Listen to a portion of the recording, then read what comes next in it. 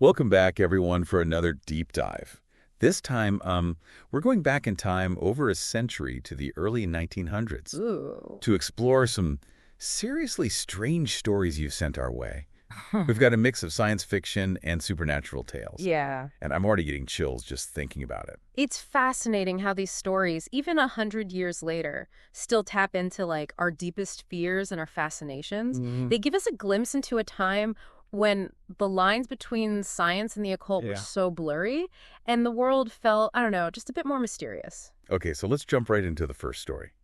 The Derelict Fleet from Weird Tales magazine. Hmm. Just the title alone sends shivers down my spine. Yeah. What struck me right away was the setting, a blazing island in the middle of a lake that, shimmers like molten gold. Wow. It's like something straight out of a fever dream. That vivid imagery, I think, it immediately sets the tone for the story's whole exploration of the unexplained. It's like it draws us into a world where the familiar laws of nature seem to bend. And the explorers themselves are caught between scientific curiosity and a primal fear of the unknown. Think about it. You're on this expedition, you're expecting to document some uncharted territory, and then you stumble upon this fiery island. What's your first instinct? Honestly, I think I'd be running the other way. Right. But these explorers, they're brave, or maybe a little crazy. They press on, and then they discover sunfire, a diamond so massive and radiant, it's almost otherworldly. Even these rational scientific minds start to wonder Right. if it's something supernatural. That's where the story really starts to play with our perceptions of reality. Yeah. You know, their native guide, Nyambira Petro, is absolutely convinced it's a spirit, and any. Okay. And then it makes you think, how often do we label something supernatural simply because we don't understand it? What seems inexplicable to us might be perfectly normal in another culture or belief system. That's a good point. It's a good reminder that there are different ways of seeing the world, but things get even weirder. Yeah. They find a whole fleet of abandoned boats, including a modern hydro airplane, just sitting there, empty. Whoa. Where did everyone go? Yeah. What happened to them? It's like the island just swallowed them whole. And the story doesn't give us any easy answers. Right. It throws out these unsettling clues, empty prison cells, the airmen vanished without a trace, Right. and it leaves us to fill in the blanks. It's like the author is saying, here are the pieces, now you try to make sense of this nightmare. I love how it keeps you guessing. Yeah. But there is one character who really caught my attention. The lone female character in the story. It seems like the male explorers can't quite figure her out. Yeah. They're either smitten with her or deeply distrustful. That's a really interesting point. The way she's portrayed definitely reflects the limited roles available to women in the early 20th century. Good. She's viewed as either a potential love interest or a threat, Right. and her own thoughts and motivations are largely ignored. But there are these hints, these moments, where she seems to know more than she's letting on. Especially her reaction when the explorers fall into that pit filled with soot. Right. It makes you wonder if she holds the key to the island's secrets, and maybe even played a role in whatever happened to those missing airmen.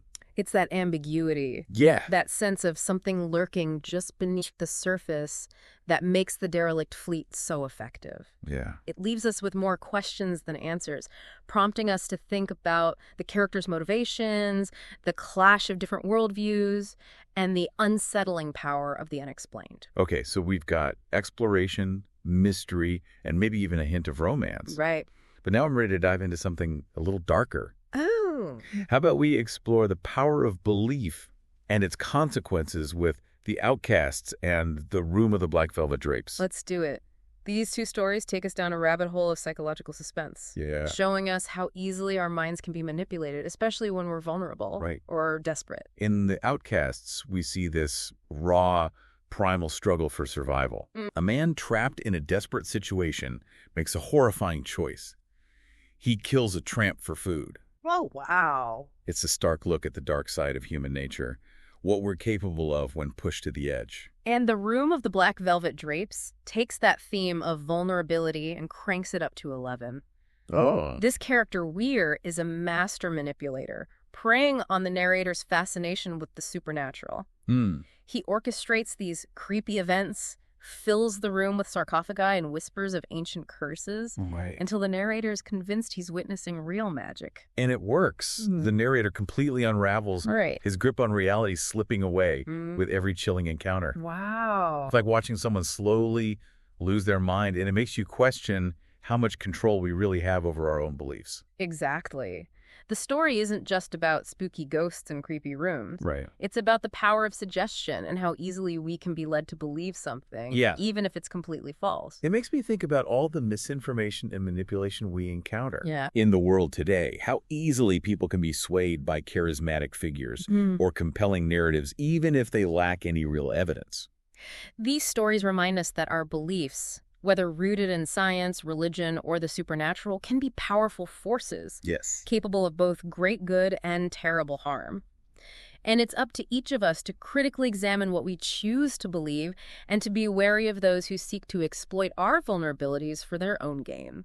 Now, I'm curious to see how these themes of ambition and ethical boundaries play out in the next set of stories. What can you tell us about the two men who murdered each other and the doctor's experiment? These stories delve into the darker side of scientific progress, asking us to consider the price of knowledge and the consequences of unchecked ambition. They show us that even the pursuit of knowledge can become twisted when driven by ego, rivalry, or a desire for power. Okay, you've definitely piqued my curiosity. Let's take a closer look at these stories and see what unsettling truths they might reveal about the human condition. So these next stories really highlight how ambition can become like a double-edged sword, especially when it comes to scientific progress. The two men who murdered each other throws us right into this cutthroat world of academia, where two scholars become obsessed with possessing this rare piece of ancient pottery. Really? A broken fragment signed by the famous Greek potter Euphronios. It sounds almost comical, like people killing over a broken pot. Right. But I guess when you're in that world, Yeah. reputation and discovery are everything. Exactly. For Professor Gooding and Max Lutz, this fragment represents more than just an artifact. It's a symbol of intellectual superiority, a chance to make their mark on history. Right. But as their rivalry intensifies, their ambition twists into something dark and dangerous. And the story doesn't shy away from the psychological impact of their actions. No. We see how Gooding is consumed by guilt Right. after killing Lutz, haunted by his betrayal and the realization that his desire for recognition has cost him everything. His self-imposed exile, his retreat from the academic world, Yeah. it's a form of self-punishment. But then the story throws us a curveball. We get Lutz's perspective. Okay. And it turns out he was manipulating Gooding all along. Wow. He wanted the fragment for himself and used Gooding's guilt to secure it. Wow, that's a serious twist. It makes you wonder how much of their rivalry was genuine and how much was just a facade, a game of manipulation and one-upmanship. It's almost like a cautionary tale about the dangers of ambition. Yes. How it can blind us to the consequences of our actions and turn even the most brilliant minds into ruthless schemers. Speaking of pushing boundaries, let's talk about the doctor's experiment, Okay. which tackles the anxieties surrounding unchecked ambition, but in a very different way. It explores this idea of brain transplantation, Oh, wow. a concept that was both fascinating and terrifying in the early 20th century. This story really pushes the limits of what we consider ethical, Yeah. even in the name of scientific progress. Dr. X, this brilliant but ethically questionable scientist, has figured out how to transplant the brain of one living creature into another. Whoa. And to make things even more complicated, he decides to use his own dying son's brain for the experiment. It raises all sorts of questions about the nature of identity, Right? the relationship between mind and body, and the potential consequences of meddling with the very essence of life. Like, if you could transfer your consciousness into a new body, would you still be you? Right. Or would you become something else entirely? That's a question that philosophers have been wrestling with for centuries. Right. And this story adds another layer of complexity Yeah. by exploring the doctor's motivations. Is he driven by grief, a desire to honor his son's legacy? Or is there a hint of hubris, a belief that he can conquer death itself through science? And let's not forget about the ethical implications. Even if the science is sound, is it right to prolong someone's consciousness in a body that's not their own? What about the potential for exploitation and abuse? The doctor's experiment doesn't give us any easy answers. No. It throws these questions out into the open, Right. forcing us to confront the ethical dilemmas of scientific progress Yeah. and the potential consequences of our relentless pursuit of knowledge. Okay, ready for a change of pace? Yeah. Let's take a break from the heavy stuff and step into the world of the corpse on the third slab. This one's a bit more lighthearted, even though it takes place in a morgue. A morgue. Okay, I'm intrigued, but slightly terrified at the same time. What's this story all about? Well, imagine you're Ryan, a night watchman at a morgue who's had a bit too much to drink. Okay. You're already feeling a little spooked, and then you stumble upon a corpse who starts talking to you. Wait, a talking corpse? I thought you said this one was lighthearted. It is. The story uses humor Okay, to explore our anxieties about death and the afterlife. Ryan, being a bit superstitious and, under the influence, isn't sure if he's hallucinating, dreaming, or actually talking to a ghost. The corpse, meanwhile, is quite annoyed about being declared dead prematurely and having to endure Ryan's drunken ramblings. It sounds like a bizarre buddy comedy. Yeah. Set in the most unlikely of places. You're right. What kind of things do they even talk about? Oh, all sorts of things. The corpse complains about the morgue's uncomfortable accommodations, the indignity of being poked and prodded by medical students. Right. And even offers Ryan some unsolicited life advice. I love that even in death, this corpse is full of complaints. But it makes you think. Right. What if we could talk to the dead? What would we ask them? Would their answers comfort us or terrify us? The corpse on the third slab plays with those very questions. Yeah. It uses humor and absurdity to explore our fascination with the afterlife and the unsettling possibility that death might not be the end. So we've gone from the dark depths of guilt and ambition to the lighter side of death and the afterlife. Where are we headed next on this roller coaster of emotions?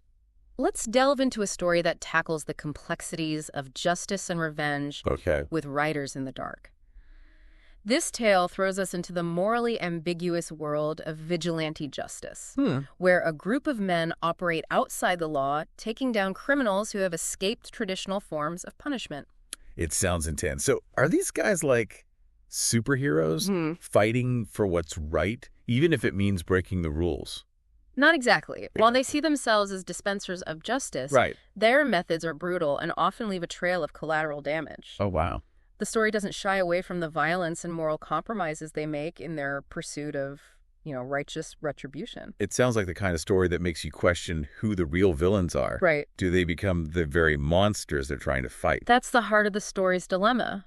We see how their past traumas, their own experiences with loss and injustice, have fueled their desire for revenge. Right. But as they delve deeper into the shadows, their actions become increasingly questionable, blurring the lines between justice and vengeance. And then there's Eleanor, the wife of one of their targets. The narrator's attraction to her adds another layer of complexity to the story. Yes. Right. It's a reminder that even in this world of violence and moral ambiguity, there's still room for human connection, desire, and even love. And her tragic death in the final shootout underscores the devastating consequences of their actions. The ripple effects of violence that often claim innocent lives. Right. It's a sobering reminder that even with the best intentions, operating outside the law can lead to tragedy and heartbreak. Riders in the Dark leaves us with a lot to think about. Yeah. The nature of justice, the burden of guilt, and the dangers of seeking revenge. Right. It's a story that stays with you long after you've finished reading it, forcing you to confront the darkness that exists within ourselves and the world around us. It's interesting how many of these stories deal with facing consequences, like for our actions, our ambitions, or even our beliefs. Yeah. The two men who murdered each other really drives that point home. That story left me feeling unsettled, like I had just witnessed something truly dark and disturbing. Yeah. It's amazing how the author managed to capture the complexities of guilt and ambition and betrayal within the seemingly mundane world of academia. Right. It's like those ancient pottery fragments become a symbol of their obsession, like a tangible representation of their desire for knowledge and recognition. Right. And as their rivalry escalates, it just consumes them, warping their perceptions and ultimately leading to tragedy. What really struck me was how the story played with perspective. Yeah. We initially sympathized with Professor Gooding, believing him to be consumed by guilt over Lutz's death, but then we get this twist and learn that Lutz was the mastermind all along, manipulating Gooding's emotions to secure the Euphronio's fragment for himself. It's crazy. That twist really throws everything into question. Right. It makes you wonder if Gooding's guilt was even genuine or if he was simply a pawn in Lutz's elaborate scheme. Yeah, exactly. It really highlights the manipulative power of ambition and the lengths to which people will go to achieve their goals, even if it means, sacrificing their morals and betraying those closest to them. Okay, I need something a little less intense after that one. Okay, sure. How about we explore the ghost of a suicide? Okay. It sounds like a classic ghost story, but with a twist. This story takes the idea of a haunting and kind of flips it on its head. Hmm. It's not about a vengeful spirit seeking revenge, Right. but rather a ghost who's tracked by his own materialistic worldview. Oh, wow. Hal Steadman, the protagonist, spends his life believing that material possessions are all that matter. He scoffs at the idea of an afterlife, clinging to his cynicism with Wait. almost a religious fervor. So what happens when he dies and realizes there actually is something beyond the physical world? Well, he becomes a ghost, tethered to the world he once knew, but unable to interact with it. Wow. He watches his former associates, the Blackhawks, Yeah. continue their criminal enterprises, driven by the same greed and ambition that once consumed him. It's almost like he's given a second chance to see the error of his ways. Right. To understand the emptiness of his previous pursuits, but he's powerless to change anything. Exactly. His inability to communicate with the living, particularly his former best friend, Terry, whom he betrayed and ultimately led to his own demise. Right. It highlights the limitations of his materialistic worldview. Mm-hmm. It's a powerful reminder that there's more to life than just accumulating wealth and power. Yeah. That true connection and meaning lie in something deeper. It makes you think about what we truly value in life. Yeah. And how those values might shift when confronted with, like, the reality of death and the possibility of an afterlife. What do you think Steadman's biggest regret would be? I think his biggest regret would be his inability to connect with Terry, to apologize for his betrayal and warn him of the dangers of their lifestyle. Right. He realizes, too late, that genuine human connection, loyalty, and love are far more valuable than any material possession. That's a poignant reminder that we should cherish those connections while we can. Yeah, You never know when they might be taken away. it's true. Speaking of things being taken away, I think it's interesting how many of these stories deal with the theme of societal anxieties. They were written during a time of rapid technological advancement, social upheaval, and this growing sense of unease about the future. Right. It's almost as if the authors were using these fantastical tales to explore, like, the very real fears and uncertainties of their time. And it's amazing how many of those anxieties still resonate with us today. Right. We're living in an era of unprecedented technological change. Yeah. Facing challenges like artificial intelligence, climate change, and political polarization. It's true. It's no wonder that we're drawn to stories that explore the darker side of progress and the potential consequences of our choices. These stories remind us that progress isn't always linear or inherently beneficial. Right. It's up to us to use our knowledge and power wisely, to consider the ethical implications of our actions, Yeah. and to ensure that our advancements serve humanity rather than lead to its destruction. Well said. I think that's a perfect note to end on. Yeah.